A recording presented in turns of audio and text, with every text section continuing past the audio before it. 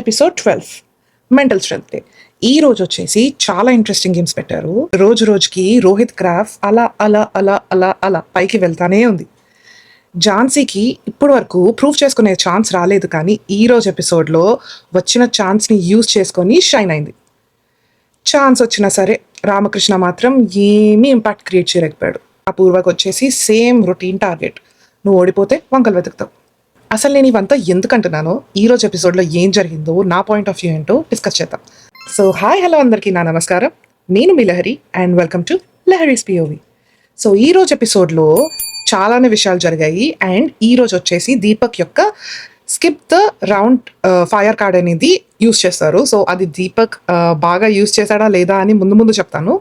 So first వచ్చేసి only Jhansi team, నిన్న episode winners ఆ టీమే కాబట్టి వాళ్ళకి మాత్రమే లీడర్షిప్లో పార్టిసిపేట్ చేసే ఛాన్స్ ఉందని చెప్పారు. సో ఈ రోజు గేమ్లో వచ్చేసి 3 టీమ్స్లో ఆడతారు. 3 5 15. సో ఈరోజు ఎవరికి ముందుగానే ఛాన్స్ తీసేయకుండా అందరికీ ఆడే ఛాన్స్ ఇచ్చారు. సో చూస్తే లీడర్షిప్ టాస్క్లో ఝాన్సీ టీంలో 7 కానీ 3 టీంకి కావాల్సింది 5 మంది మాత్రమే పార్టిసిపేషన్ అని చెప్పేసి కంటెస్టెంట్స్ ఎవరో ఇద్దరిని నామినేట్ చేయాలి అన్డిజర్వింగ్ అని. సో హైయెస్ట్ నామినేషన్స్ వచ్చేసి రామకృష్ణ అండ్ గాయత్రికి వస్తుంది. సో వాళ్ళు అవుట్ ఆఫ్ ద రేస్ అయిపోతారు. కాస్ట్యూమ్ టాస్క్లో అయితే పార్టిసిపేట్ చేసిన ఝాన్సీ, మిథిలేష్, హేమంత్, ప్రియా అండ్ దీపక్ అయితే అద్దరు కొట్టారని చెప్పాలి. సో టాస్క్ ఏంటంటే వాళ్ళకి ఇచ్చిన కాస్ట్యూమ్ అన్నీ సరిగ్గా ప్రాపర్గా ఎలా వేసుకోవాలో అలా వేసుకోవాలి, ఏది మిస్ అవ్వకూడదు అని మళ్ళీ మళ్ళీ మళ్ళీ మళ్ళీ చాలా స్ట్రెస్ చేసి చెప్పారు. అంత స్ట్రెస్ చేసినప్పుడు మనం ఏది మిస్ అవ్వకూడదు అన్న విషయం వాళ్ళ ఆడియన్స్కి చాలా క్లియర్గా చెప్తున్నారు. దాని మీదే వాళ్ళు జడ్జ్ చేస్తారు. సో ఫస్ట్ వచ్చేసి ఝాన్సీ బయటికి వస్తుంది హీరో లాగా. ఆ స్క్రీన్ని ఇట్లా చీల్చి మధ్యలోకి వచ్చి రాక్ డాన్సర్ లాగా చిన్న గిటార్ పట్టుకొని చాలా బాగా ఫస్ట్ అందరికన్నా ముందు డ్రెస్అప్ అయిపోయి అన్ని ప్రాపర్గా వేసుకొని వస్తుంది. నెక్స్ట్ వచ్చేసి మిథిలేష్ వస్తాడు కుక్ లాగా, తను కూడా చాలా బాగానే వేసుకొని వస్తాడు. కానీ ఇక్కడ చిన్న మిస్టేక్ ఏమవుతుందంటే మిథిలేష్ ఆప్రాన్ కింద నడుంకి కట్టుకోవాల్సిన తాడు కట్టుకోడు. దానివల్ల ఏంటంటే పాపం ఆయనకి లీడర్ అయ్యే అవకాశం పోతుంది. నెక్స్ట్ వచ్చేసి హేమంత్ జోకర్లా వస్తాడు. దాని తర్వాత వచ్చేసి ప్రియా కౌబాయ్ గెటప్లో వచ్చి నలుగురికి నచ్చినది అని చెప్పేసి ఫుల్ ఫన్ చేసింది. అసలు ఆ పిల్ల చాలా ఎంటర్టైనింగ్ అనిపిస్తుంది నాకు. అండ్ లాస్ట్ వచ్చేసి దీపక్ వచ్చాడు. పాపం ఆయనకి ఆ డ్రెస్ ఫిట్ అవ్వలేదంట. హైట్ పర్సనాలిటీ ఉంటుంది కదా, ఇట్లా చిన్న పింక్ డ్రెస్ ఏదో నర్స్ డ్రెస్ ఇచ్చారు. ఫైనలీ బేస్డ్ ఆన్ ఎవరు ఫస్ట్ వచ్చారు, ఎవరు బాగా వేసుకున్నారని ఝాన్సీ ఫస్ట్ టీమ్ లీడర్ అవుతుంది. మిథిలేష్ ఆప్రాన్ కట్టుకోలేదు కాబట్టి థర్డ్ వచ్చిన Hemanth second team leader, fourth వచ్చిన ప్రియా థర్డ్ టీమ్ లీడర్ అవుతారు. ఫస్ట్ ఝాన్సీకి వస్తుంది. తను వచ్చేసి తన టీంని సెలెక్ట్ చేసుకుంటుంది. అండ్ చూస్తే ఫస్ట్ తను సెలెక్ట్ చేసుకున్న టీమే చాలా స్ట్రాంగ్గా అనిపిస్తుంది. నెక్స్ట్ వచ్చేసి హేమంత్ టీంలోకి 8 మంది వస్తారు. సో ఇక్కడ హేమంత్ టాస్క్ ఏంటంటే నీ టీంలో ఎవరిద్దో వాళ్ళను నువ్వు తీసేయాలి అని చెప్పి శ్రీముఖి చెప్తుంది. సో ఫస్ట్ వచ్చేసి ఆయన అపూర్వని తీసేస్తారు. సేమ్ రొటీన్, నువ్వు ఓడిపోతే వంకలు ఎదుక్కుంటావు. అది కూడా అపూర్వ కూడా అదే అంటది. నేను కూడా అదే చెప్తున్నా, మీరు ఎందుకు వింటలేదని. ఇక్కడ వచ్చేసి సేమ్ ఓల్డ్ అదే చెప్తున్నారు, చెయ్యట్లేదని. అట్ ద సేమ్ టైం ఆ అమ్మాయిని చూస్తే ప్రతి టాస్క్లో తను ఆడిన దాంట్లో అన్నింటిలో ప్రూవ్ చేసుకుంటుంది తనకి ఎంత వీలైతే అంత. అండ్ కమింగ్ అప్ తను ఎలా ప్రూవ్ చేసుకుందో కూడా నేను చెప్తాను, చూస్తూ ఉండండి. అపూర్వాని ఫైనలీ తీసేస్తాడు టీం నుంచి. నెక్స్ట్ వచ్చేసి రాజ్కుమారి అంటాడు. రాజ్కుమారి కూడా నువ్వు వీక్ అన్నట్టంటే ఆ అమ్మాయి వచ్చేసి నేనే ఫస్ట్ టాస్క్ ఆడా, నేనే ఫస్ట్ 3 గ్రీన్స్ వచ్చా, నాకే ఫస్ట్ ఫైర్ కార్డ్ వచ్చా అని. అది ఏ విధంగా అయితే బిగ్ బాస్ వాళ్ళు రాజ్కుమారి బ్రెయిన్లో ఫీడ్ చేశారో సేమ్ అదే మాట్లాడుతుంది.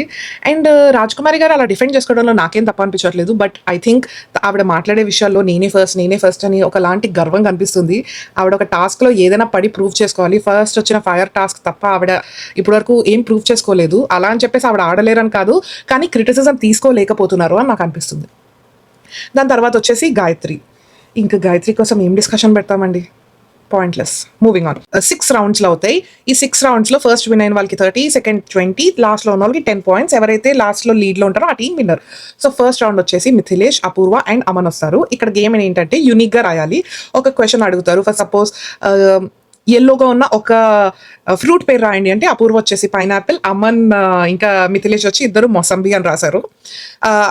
అలా రాయాలన్నమాట. సో ఈ గేమ్ కూడా కొంచెం ఫన్నీగానే వెళ్తుంది. ఫస్ట్ క్వశ్చన్కి వచ్చేసి ఏ యానిమల్ పాలిస్తుంది అంటే హిప్పోపోటమస్ అని. అమన్ వచ్చేసి హిప్పోపోటమస్ స్పెల్లింగ్ చాలా తప్పుగా చెప్పాడు.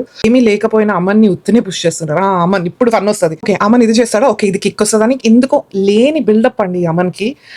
తెలిసిందే అనుకుంటా అందరికీ. ఆల్మోస్ట్ అమన్ వచ్చేసి సోహెల్ వాళ్ళ కజిన్.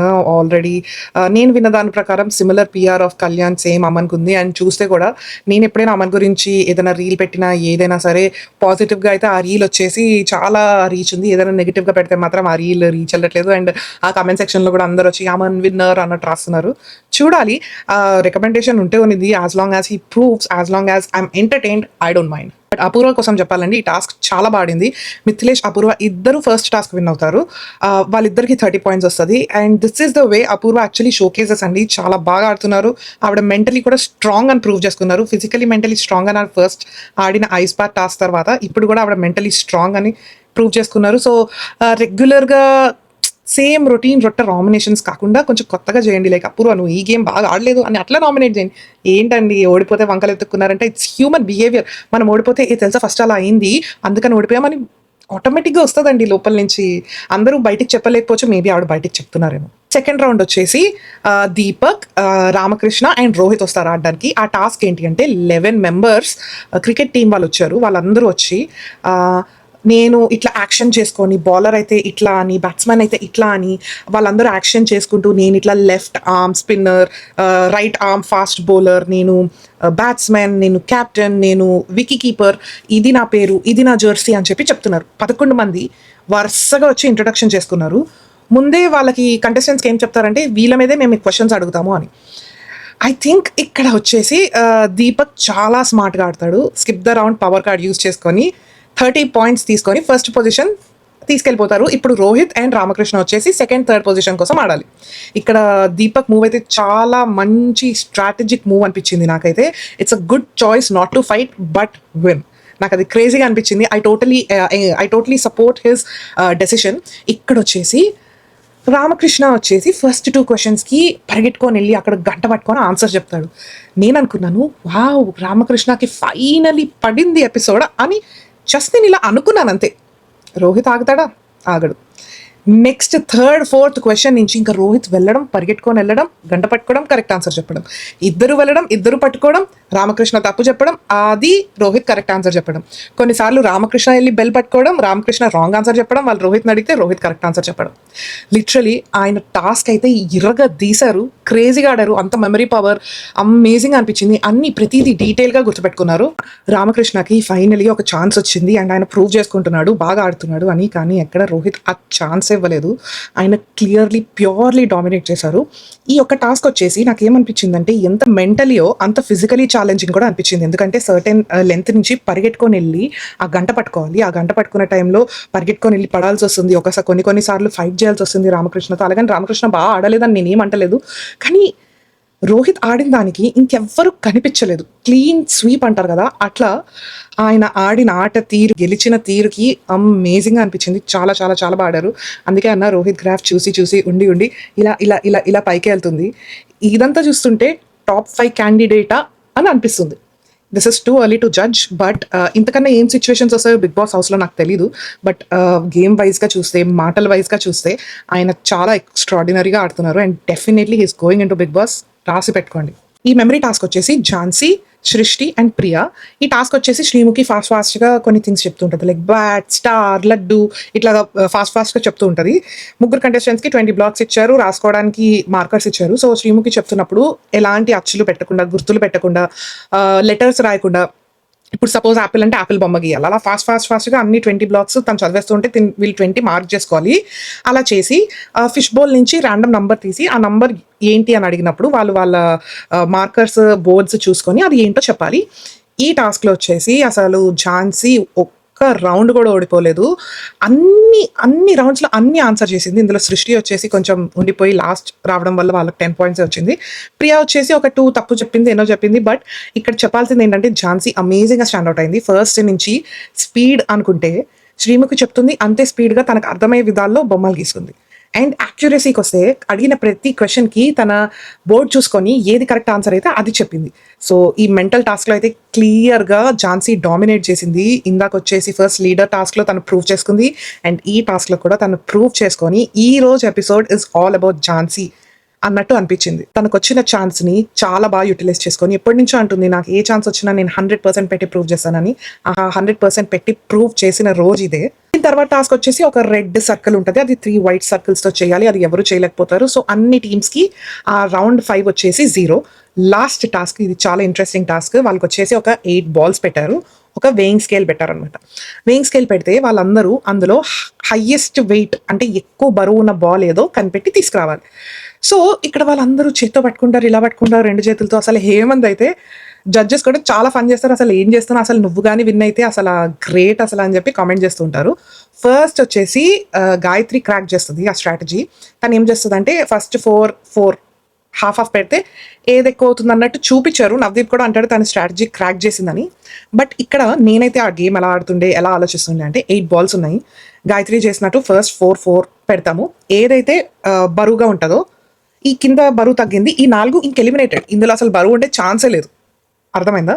సో ఈ 4 ఎలిమినేట్ అయిపోతాయి. నెక్స్ట్ 4 బాల్స్లో 2 ఏదైతే ఎక్కువ ఉంటుందో ఆ 2 బాల్స్లోనే హైయెస్ట్ బాల్ వెయిట్ ఉంటుంది. దిస్ ఇస్ హౌ ఆ గేమ్ ఆడాలి అని వీళ్ళు కోరుకున్నారు. ఎందుకంటే మెంటలీ స్ట్రెంత్ అంటే అలాగే కదా, ఆలోచించి పెట్టాలి. నాకు ఎగ్జాక్ట్లీ అలానే చేశారా లేదా అని నాకు తెలియదు, ఎందుకంటే ప్రాపర్గా ఎడిటింగ్లో చూపించలేదు. బట్ కట్ చేస్తే అందరూ వినర్, అందరూ యాక్యురేట్గా గెస్ చేశారు. అసలు గ్రేట్ అనిపించింది. ఈ గేమ్లో అయితే గాయత్రి చాలా బాగా ఆడింది. హేమంత్ ఏం ఆడాడో తెలియదు కానీ చాలా బాగా ఆడాడు. చరణ్ కూడా ఏదో స్ట్రాటజీ యూస్ చేశాడు, చరణ్ కూడా చాలా బాగా ఆడాడు. ఫైనలీ అందరూ విన్ అవుతారు ఈ రౌండ్లో. ఫైనల్గా చూస్తే ఝాన్సీ టీం విన్ అవుతుంది.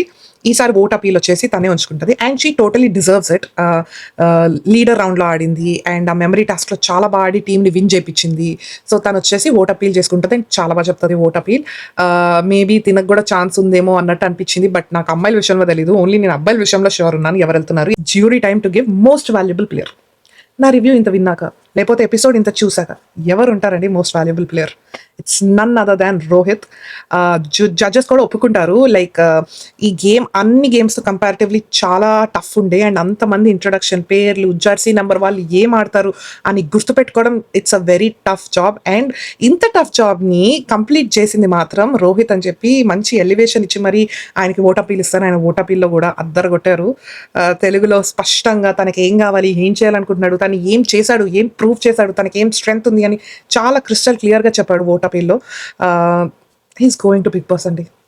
అభిజిత్ అంటాడు గేమ్ అంతా అయిపోయాక అందరు పాడారు కానీ నాకు ఏదో చిన్న వెలితి ఉందంటే ఈలోపు రాజకుమారి బడబడా ఏడుస్తుంది. అసలు రాజకుమారి గారు ఎందుకండి ఏడుస్తున్నారు నాకు అర్థం కావట్లేదు. స్టేజ్ మీద పిలుస్తారు, వస్తే ఏం చెప్తుంది తెలుసా? నాకు 3 గ్రీన్స్ ఇచ్చినప్పుడు కూడా అభిజిత్ గారికి ఇష్టం లేదు, నేను కానీ అభిజిత్ గారితో గ్రేట్ అనిపించుకోవాలని చాలా ట్రై చేశాను, కానీ నేను అభిజిత్ గారితో గ్రేట్ అనిపించుకోలేదు అని. లిటరలీ ఈ రోజు ఆవిడకి ఏం స్క్రీన్ ప్రెజెన్స్ రాలేదు కదా, మేబీ ఇట్లా ఏడ్చి స్క్రీన్ ప్రెజెన్స్ తీసుకున్నారేమో అని నాకు అనిపించింది. అసలు ఎందుకు ఏడవాలండి? మేబీ ఆవిడ పాస్ట్ వచ్చేసి మేబీ పెయిన్ఫుల్గా ఉండొచ్చు, కానీ ఇంత ఓవర్ డ్రమాటిక్గా ఉండి, ఇంత ఎమోషనల్గా ఉండి, ఇంత సింపతి గేమ్ ఆడాల్సిన అవసరం లేదండి. ఇక్కడ చాలా మంది ఉన్నారు, రోహిత్, చరణ్, ఇక్కడ వీళ్ళెవరు సింపతి గేమ్ ఆడలేదు. వాళ్ళు దమ్ము మీద వాళ్ళు ఆడుతున్నారు. మీకు సింపతి ఉంది, దాన్ని ఇంకా ఇంకా ఇంకా ఇంకా ఇంకా వాడుతున్నారు. నాకు అది అస్సలు నచ్చలేదు. ఈవిడ కంపారిటివ్లో భాగీ గారండి, లిటరలీ ఆవిడ చేతికి బ్యాండ్ ఉంది, ఆవిడ సర్కిల్ టాస్క్ కూడా ఆడారు. అసలు ఆవిడండి సీన్ క్రియేట్ చేయాలి, నాకు ఇట్లా అయిపోయింది, నేను ఇంత తోపు కాంటెస్టెంట్, నేను ఇట్లా విన్ అయ్యాను, అందరికీ నేను ఇంత నచ్చుతున్నాను, నా చెయ్య బాగాలేదని ఆవిడండి అసలు సింపతి చేయాలి. అసలు ఆవిడ చేస్తే అట్లీస్ట్ చూసి ఓట్లైనా పడతాయి. కానీ అనవసరంగా రాజకుమారి గారు మీరెందుకండి సింపతి చేస్తున్నారు? అసలు నాకైతే అస్సలు నచ్చలేదు. మీరు ఏమన్నా అనుకోండి, బట్ ఏదో పాస్లో సింపతి కోసం ఇప్పుడు అట్లా అది యూజ్ చేసుకోవడం, లేకపోతే షోకేస్ చేయడం, ఓన్లీ దాని బేసిస్ మీద అస్తమాటికి చూపించడం నాకు అస్సలు నచ్చలేదు. ఇది నా పాయింట్ ఆఫ్ వ్యూ. నచ్చిన వాళ్ళు ఉండొచ్చేమో. ఆవిడ ఎమోషన్ జెన్యూన్ కాదని నేను అనట్లేదు. వ్యూవర్గా నేను చూసినప్పుడు ఇది జస్ట్ సీకింగ్ ఆపర్చునిటీ, లేకపోతే స్క్రీన్ ప్రెజెన్స్, లేకపోతే డ్రామా, అట్లాంటి నెగిటివ్ యాడ్జెక్టివ్స్ వాడాల్సి వస్తుంది. ఎందుకంటే భాగీ గారే వాడలేదు సింపతి. మీరెందుకండి ఏడ్చి ఎవరితోనో గొప్ప అనిపించుకోవడం? అసలు it didn't make sense for me. So అంతేనండి ఈ రోజు ఎపిసోడ్ కబుర్లు. అండ్ నా పాయింట్ ఆఫ్ వ్యూ నేను చాలా క్లియర్గా చెప్పానని నేను అనుకుంటున్నా. నా ఒపీనియన్స్ కనుక మీకు నచ్చితే డెఫినెట్గా లైక్, షేర్ అండ్ కింద కనబడే సబ్స్క్రైబ్ బటన్ని నొక్కి పెట్టండి. ఈ విధంగా మీరు నాకు సపోర్ట్ చేయగలరు. కొత్త కాంటెంట్ క్రియేటర్గా నేను మరిన్ని వీడియోస్ ఇంకా నా పాయింట్ ఆఫ్ వ్యూతో ముందుకు రావాలని మీరు కోరుకుంటే డెఫినెట్గా సపోర్ట్ చేయండి. Thank you so much. Chia.